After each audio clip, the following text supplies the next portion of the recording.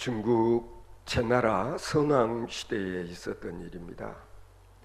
사람들이 싸우다가 그만 한 사람이 넘어져 죽는 사건이 발생을 했습니다. 관리들은 현장에서 그 사람과 싸웠던 형제를 체포했습니다. 그런데요, 이 형제는 서로 자기가 잘못해서 사람이 죽게 되었다고 그렇게 우기는 것이었습니다. 신문을 담당한 이 사람이 참 곤혹스러웠습니다. 분명히 둘 중에 한 사람인데 형제가 서로 자기 탓이라고 주장을 하니 참 어렵다 싶었습니다. 그래서 이 관리는 마침내 이와 같은 일들을 왕에게 이야기하지 않을 수 없었습니다. 왕이 이 형제의 어머니를 불러들였습니다. 그리고 어머니에게 물었다는 것이죠. 당신의 두 아들이 서로 자기가 사람을 죽게 만들었다고 이렇게 우기는데 내 생각에는 누구보다도 아들들의 됨됨이를 어머니가 잘할 것 같아서 불렀다. 자, 두 아들 중에 평소에 어느 아들이 더 선하고 바르고 착하고 그리고 또 악한 것인가를 잘 알지 않느냐. 그러니 정직하게 나에게 이야기해 달라. 두 아들 중에 사람을 죽게 만든 아들이 누구인가? 그러자 이 어머니는 조금도 망설이지 아니하고 둘째 아들일 것입니다. 막내가 그랬을 것입니다. 그렇게 대답을 하더라는 것입니다. 임금이 다시 어머니에게 이야기했습니다. 그 참 이상하네. 대체적으로 어머니들은, 엄마들은 막내에 대한 애정이 남달라서 이런 경우라면 두말하지 않고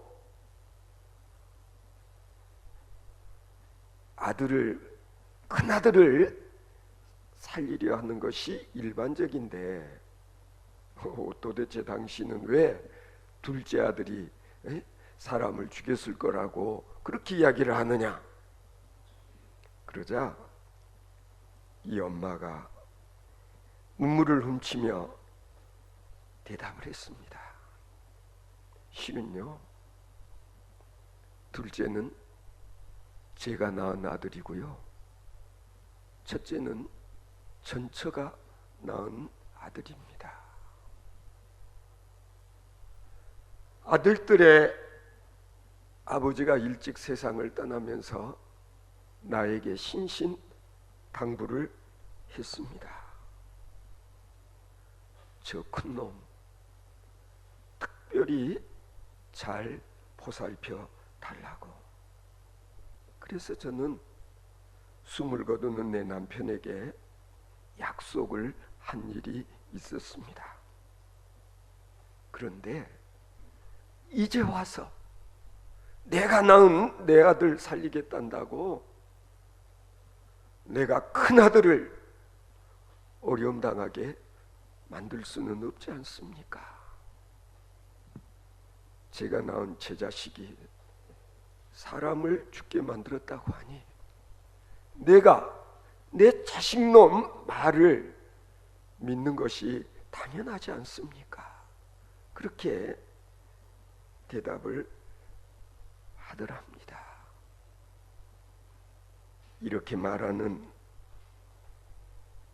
어머니를 보고 왕은 크게 감동을 받아서 형제를 다 용서하고 석방을 했다는 그런 이야기. 여러분 어떻게 생각하십니까? 의라고 하는 것이 무엇인지를 아는 어머니와, 그리고 의롭게 살려고 노력하는 어머니를 인정하고 용서하고 그 자식들을 석방하는 임금, 의를 아는 왕이 아니냐 말입니다. 이것이 바로 소위 중국의 유교의 정신인 것입니다. 만일에 이 어머니가 신의를 저버리고 내 자식 살리겠단다고 둘째를 챙겼더라면 결국은 두 자식 중에 하나는 죽임을 당했을 것입니다. 죄를 지은 자식들에 대한 어머니의 태도나, 그리고 의를 아는 이 어머니를 보고 용서하는 이 왕의 모습이나, 사실 유교 전통 문화 속에서 엿볼 수 있는 생애의 아름다운 한 단면이 아닐 수 없습니다. 유교에도 이와 같은 의가 있습니다. 그러나 우리 기독교에서는 바른 인간관계를 수평적 관계에서만이 아니라 먼저 수직적인 관계의 회복이 전제되어지지 않고서는 너와 나와의 바른 인간관계가 성립되기 어렵다는 것을 성경은 우리에게 가르쳐 주고 있는 것입니다. 그런 점에서 우리 신앙인들은 먼저 하나님과 나와의 관계가 바르게 정립되는 일이 중요하다는 사실을 인정하지 않으면 안 되는 것입니다. 오늘 본문 말씀을 보면 하나님께서는 사도 바울을 통해서 말씀하십니다. 그러므로 우리가 믿음으로 의롭다 하심을 얻었은즉 우리 주 예수 그리스도로 말미암아 하나님으로 더불어 화평을 누리자. 오늘 봉독해 드렸던 1절 말씀입니다.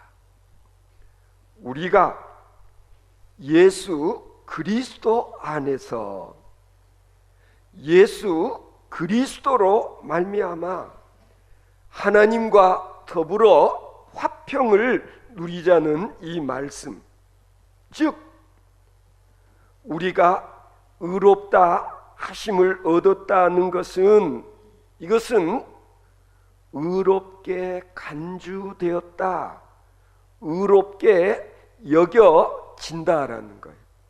실은 너나 나나 죄인이기는 마찬가지지만, 아니 우리 가운데 허물 없고 죄 없는 사람은 한 사람도 없습니다. 우리는 죄인입니다.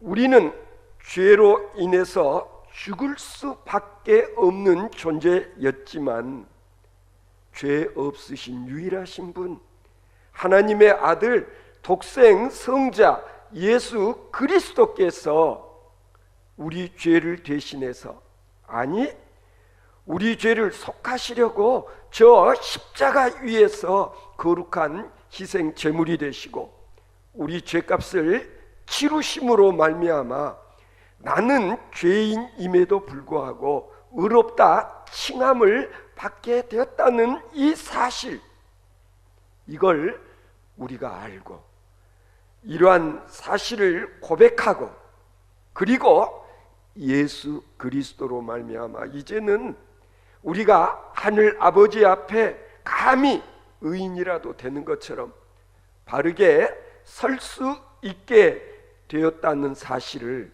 오늘 본문 말씀은 우리들에게 가르쳐주고 있는 것입니다. 여러분 아시지 않습니까? 인류의 시조인 아담과 하와의 경우 하나님 앞에 불순종하는 일로 인해서 결국에는 에덴으로부터 쫓겨나는 그런 신세가 되지 않았습니까? 불순종 때문에 결국에는 신라곤의 비극을 경험하게 되지 않았습니까?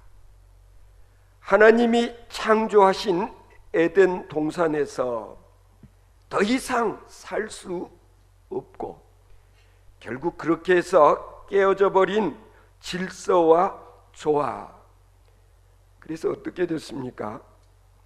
감히 피조물인 주제에 창조주가 되려는 욕심을 갖게 되어서 결국 선과 악을 알게 하는 나무의 열매를 따먹고 말지 않았습니까?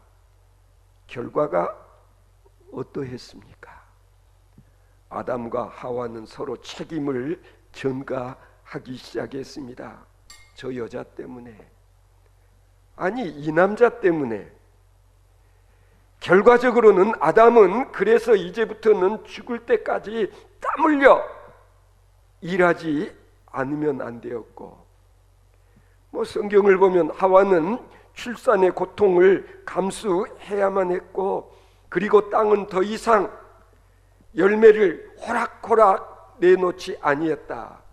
가시덤불과 엉겅퀴를 내어서 사람이 땀 흘리고 수고하지 않고는 먹거리를 얻을 수 없게 되었다. 그리고 에덴으로부터 쫓겨난 이 카인은, 아담과 하와의 아들은 어떻게 했어요? 동생 아벨을 시기한 나머지 돌로 쳐 죽이는 최초의 살인극이 자행되어졌다. 어디에서? 에덴의 동쪽에서. 이와 같은 일들은 지금도 계속되고 있습니다.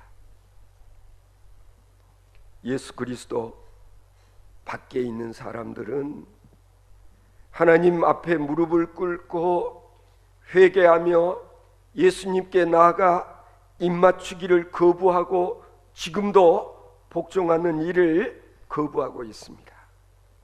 그 결과 이 세상에는 지금도 분열과 다툼과 그리고 전쟁의 소문이 끊이지를 않고 있는 것이 바로 오늘의 현실이기도 한 것입니다. 여러분, 창세 이후 지금까지 우리를 창조하셨던 하나님의 사랑은 변질되었던가? 아닙니다. 인간은 하나님을 배신하고 하나님 앞에 불순종하고 그리고 죄를 지었건만, 그런 우리 인간을 향한 하나님의 사랑은 한결 같으셨다. 지금까지도 변함이 없으셨다. 죄로 인해서 죽음의 길을 갈 수밖에 없는 우리 인간들을 구원하시기 위해서 하나님께서는 하나밖에 없는 아들을 이 세상에 보내시고, 그리고 예수 그리스도께서 우리 대신 죽음의 길, 십자가의 길을 가시도록 하나님께서는 우리를 배려하셨다. 뿐만 아닙니다. 오늘 봉독해 드렸던 6절 말씀을 보시면은요, 우리가 아직 연약할 때에 기약대로 그리스도께서 경건치 않은 자들을 위하여 죽으셨다 그랬습니다. 여러분, 죄 없으신 예수님이 죽어야 할 이유가 어디 있겠습니까? 많은, 그러나 하나님의 아들 예수께서는 온 인류의 죄를 대신해서 십자가를 지시고 그리고 죽임을 당하신 이 사건의 의미를 우리가 아는 일이 중요합니다. 결국 이 십자가 사건이야말로 하나님께서 우리들을 얼마나 사랑하시는가를, 아니 어떻게 사랑하신지를 보여주는 사건이 아닐 수가 없는 것입니다. 죄로 인해서 하나님과 멀어져 버릴 수밖에 없는 우리 인간들 관계를 서로 이어주는 역할을 하나님의 아들 예수님께서 감당하셨다라는 거예요. 바울 사도는 오늘 본문 8절 말씀을 보면 이렇게 기록하고 있습니다. 우리가 아직 죄인 되었을 때에 그리스도께서 우리를 위하여 죽으심으로 하나님께서 우리에 대한 자기의 사랑을 확증하셨느니라 그랬습니다. 하나님께서 자기 사랑을 우리에게 확증해 보여주셨다는 거예요. 그렇습니다. 예수 그리스도의 그 피로 말미암아 우리의 죄값을 치른 인생들에게는 새로운 삶의 변화가 일어나는 것이 마땅한 것이에요. 우리들은 더 이상 진노하심에 멸망당하는 어둠의 자식들이 아니라 하나님과 더불어 화목된 자로서의 새로운 삶을 살 수 있게 되었음을 바울 사도는 우리들에게 교훈하고 있는 것입니다. 자, 이와 같은 사실을 우리가 깨달아 알았다면 우리들에게는 진정한 감사가 있고 그리고 기쁨과 즐거움이 있게 되는 것입니다.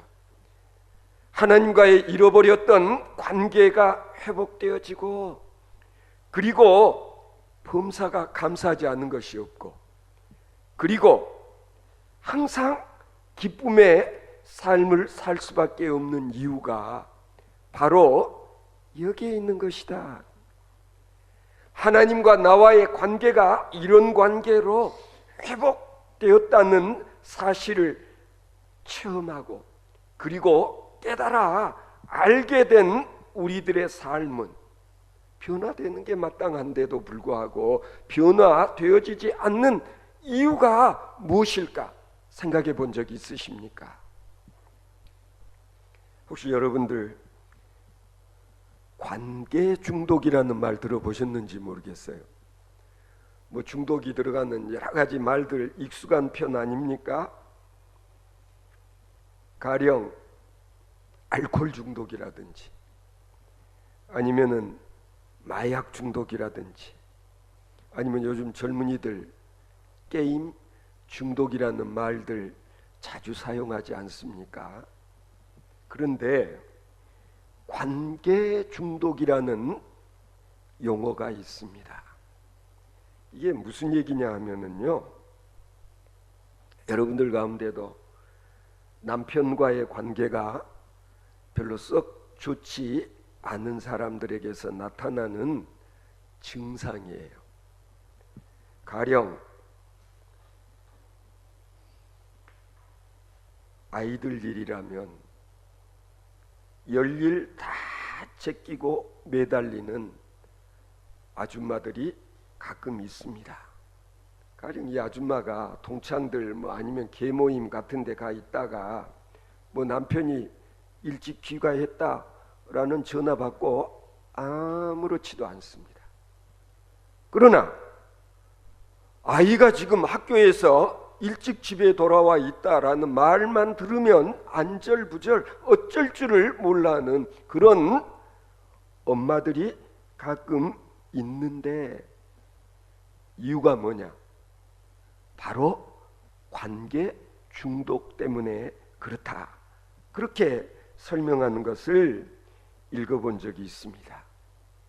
이게 소위 관계 중독의 초기 증세라고 그렇게 설명을 합니다. 자, 이 관계 중독이라는 것은 뭐냐면요, 내 삶의 의미를 너에게서만 찾으려는 주부들이 갖고 있는 심리 현상을 설명하는 용어라고 했습니다. 어디 꼭 주부들만 그럴까? 아니다. 우리들 누구에게나 다 이와 같은 현상들이 나타나곤 한다라는 거예요. 주부들 가운데서 신체적, 정신적 에너지를 쏟을 목표와 대상을 때로는 그 남편이 되지를 못할 때면 자식과 같은 특정인의 관계에 유별나게 집착을 하는 그런 경향이 발생한다라는, 나는 없고 너와 함께 있는 나만 존재하기 때문에 마음속으로 삶의 의미를 부여해야 할 대상을 다른 데서 찾는 그런 일종의 중독 현상이라는 거예요. 그래서 때로는 그 누군가가 없으면 왠지 불안하고, 그리고 그에게만 촉각을 세워서 사소한 말이나 그리고 행동에도 쉽게 상처를 입는 그런 경향이 있다고 했습니다. 여러분 어떻습니까? 정도의 차이는 있을지 몰라도 이런 일들은 너나 할 것 없이 다 경험하고 있는 일이라는 겁니다. 부부관계가 원만치 못할 때 유독 아이들에게 신경을 지나치게 쓰고 잘하려고 애를 쓰는 주부, 가정에서는 자상하지 못한 남편이 밖에 나오면 유별나게 다른 사람들에게 잘하는 그런 현상들, 다른 사람에게 유별나게 자상함을 보이는 그런 남편들, 또는 부모와 사이가 좋지 못한 아이가 유난히 친구들하고 친밀하게 지내려고 애쓰는 그런 일들, 아니면 학교에 계셨던 분들은 아마 아실 거예요. 자기 반 담임 선생님과 관계가 여의치 못할 때 자기 담임 선생님은 흉보고 욕하면서 불평을 하면서 다른 반 담임 선생님에게 유별나게 호의적인 그런 학생의 심리 상태, 가만히 생각해 보면 이것들이 다 일종의 관계 중독 증세가 아닌가 싶다고, 그렇게 어느 심리학자가 분석해 놓은 글을 읽어본 적이 있습니다. 성도 여러분, 우리들에게는요, 누구에게나 이런 관계 중독 증세가 있기 마련입니다. 인간관계에서 장애를 느끼게 될 때 아무리 새로운 대상을 찾아 노력을 해도 채워지지 않는 욕구를 채워보려고 길을 쓰지만 해결될 수 있을까요? 절대로 해결이 안 된다. 이유가 뭘까? 그것은 일종의 허상을 좇는 것에 지나지 않는다. 사람들끼리 부대끼며 살아가는 과정에서 때로는 이런저런 이유로 불평하고 원망하는 그런 일들 있지 않습니까? 오늘 아침에도 저는 그런 문자를 보냈습니다. 신앙생활할 때 제일 우리에게 큰 적이 무엇이냐? 섭섭 귀신의 장난이다. 이런 이유로 섭섭하고 저런 이유로 서운하고 왜 이런 생각이 들까? 이미 내 안에 섭섭 귀신이 들어와 있기 때문이다. 너와 나 사이에 또 다른 사람이 개입한다고 해서 잃어버린 평안을 되찾을 수 있을까? 여러분 해보신 분들은 아마 인정하실 거예요. 불가능하다는 거예요. 그러므로 무엇보다도 너와 나와의 바른 관계를 회복할 수 있기 위해서는 먼저 하나님과 나 사이의 관계가 바르게 정립되어지지 않으면 안 된다는 거예요. 이유가 뭐라고 생각하십니까? 너와 나 사이에 벌어진 이 인간관계에 틈이 생긴 것은 따지고 보면 사실은 하나님과 나 사이의 관계가 제대로 정립되어 있지 않기 때문에 틈이 생기고 벌어지기 시작한다는 거예요. 자, 성경에 있는 한 사건 예를 들어 보자면은요, 스데반 집사는 자기 동족 유대인들로부터 돌에 맞아 죽어가는 순간에 스데반은 무엇을 봐요? 보는 게 중요하다 그랬죠? 스데반은 사람을 보지 않았습니다. 위를 쳐다봤습니다. 하늘 보좌가 열리고 그곳에 계시는 주님을 바라다 보는 순간 스데반은 영광의 세계를 보았고, 그리고 심지어는 자기에게 돌팔매질을 하고 있는 원수 같은 사람들을 용서하고 사랑할 수 있는 마음이 생겨났다. 이게 중요한 거예요. 스데반은 자기를 돌로 치는 사람들을 먼저 본 것이 아니라 날 위에 십자가 위에서 거룩한 희생 제물이 되셨던 예수 그리스도를 바라다보고 예수 그리스도와 눈이 마주치는 순간 내게 돌팔매질하고 있는 저들을 용서할 수 있는 사랑의 힘이 샘솟았다 라고 밖에는 설명이 되지를 않는 것입니다. 그렇습니다, 여러분. 지금도 그리스도를 먼저 바라보는 자들에게는 그리스도로 말미암아 화평이 있고 즐거움이 있고, 그리고 원수까지도 용서할 수 있는 사랑의 에너지가 속으로부터 분출되는 것을 경험할 수 있게 되는 것입니다. 성도 여러분, 지금 이 즈음에서 죽일 놈 살릴 놈 해야 될 이유가 무엇입니까? 그만큼 불편하게 살아왔으면 이제는 남한은 북한의 형제자매를, 북한의 형제자매들은 남한의 골육 형제자매들을 서로 용서하고 이해하고, 그리고 우리는 한 피 받은 한 형제 자매인 것을 우리가 인정하지 않으면 아무리 세월이 더 간다 할지라도 우리에게 절대로 진정한 평화는 주어지지 않을 것입니다. 예수 그리스도로 말미암은 그 은혜의 세계로 내 자신의 몸을 던질 때에, 아니 우리가 예수 그리스도로 말미암아 새로운 피조물로 거듭나 지금까지의 나의 고정관념, 선입견 이것이 깨어지게 될 때 저는 확신합니다. 트럼프 대통령과 같은 지도자로 말미암아 한때는 이해가 되지를 아니하고 진짜 우리에게 해를 끼치는 대통령일 거라고 생각했는데 요즘 느낌이 다르다.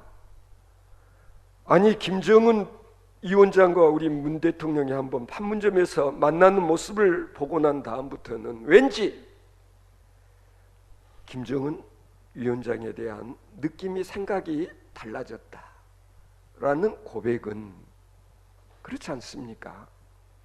이제는 여기서 모든 것 다 내려놓고, 그리고 주 안에서 한 형제 자매임을 우리가 확인하고 인정하게 되어질 때, 저는 그토록 우리가 기다리고 기다렸던 남북의 화해, 그리고 이 한반도의 평화가 뿌리 내리게 되어질 줄로 믿습니다. 우리가 12일 정상들의 만남을 통하여서 진정 휴전 협정이 종전 협정이 되어질 수 있고, 아니 하루 이틀 한두 달 늦고 빠를 수는 있을지 몰라도 하나님의 섭리와 계획에 따라서 정말 한반도에 진정한 평화가 뿌리를 내리는 놀라운 역사가 있게 되어질 줄로 믿습니다.